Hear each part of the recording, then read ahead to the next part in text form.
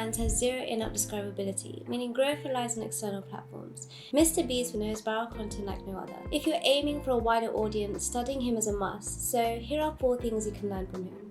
I'm Quinn Liu, an investment banker turned OF entrepreneur.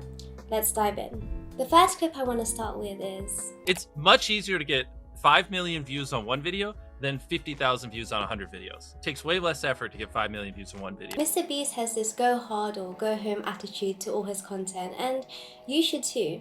Instead of creating lots of small, low effort pieces of marketing media, how can you go big and do something that will attract the attention of a much larger audience? Try and scale up your idea 10 times to see if that extra effort and budget equate to more people being interested. Your content only goes viral when you grab the attention of a lot of people, and that doesn't happen when you're just doing the same thing everyone else does. There's a time for quality and a time for quantity, and I'll go over how I think about each of them at a later date. But we can see from MrBeast on his main channel that he prioritizes quality over quantity every time. Now pay attention to this next clip. 8 or 9 years, like every dollar I've made, I just spent it the next month on content. And I just did that every single month, and it just kept getting bigger and bigger. What's your marketing budget?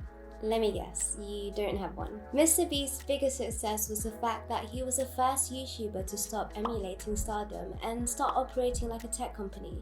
Running your business on super thin margins is a great way to grow because it means you're reinvesting your revenue into your business. In my first month, I made $6,500 revenue, but I operated at a loss because I used that money to buy equipment, clothes, spoke to an accountant, and a consultant. I had various setup costs, and they all should happen before you pay yourself. You gotta reinvest, and reinvest again. Take a class in photography, videography, makeup, dance, go to the gym, buy sexier clothes, and then once you've built a better product, you market it. And just to clarify, I don't mean paying for ads, but why don't you start by spending your money on making a video better and see where it takes you.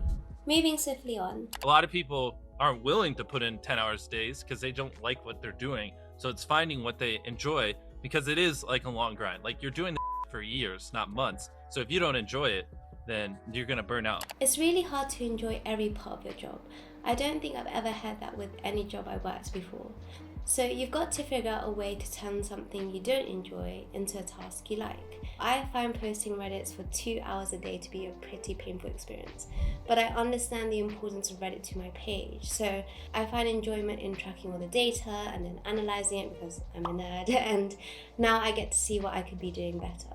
Focusing on always improving and seeing the growth for my efforts is what makes doing that task more fun for me. You must figure out what's fun for you before you burn out. The last clip I picked is another way that illustrates how big your production could be if you just kept scaling. We do our videos in other languages as well. If you Google it, it's like only less than 10% of the world speaks English. So 90% of the world can't even enjoy your content. And when I realized that, I was like, wait a minute. 90% of the world can't even watch this stuff. The final point is, in Spanish, the guy who does my dubs is the same guy who dubs Spider-Man. We managed to convince him. So a lot of those comments are like, why does he sound like Spider-Man? Or is MrBeast Spider-Man?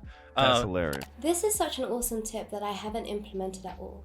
But I do not doubt that reaching a larger audience is something that can really take me to the next level. I just don't think I'm currently at the size where this is the best next step for me.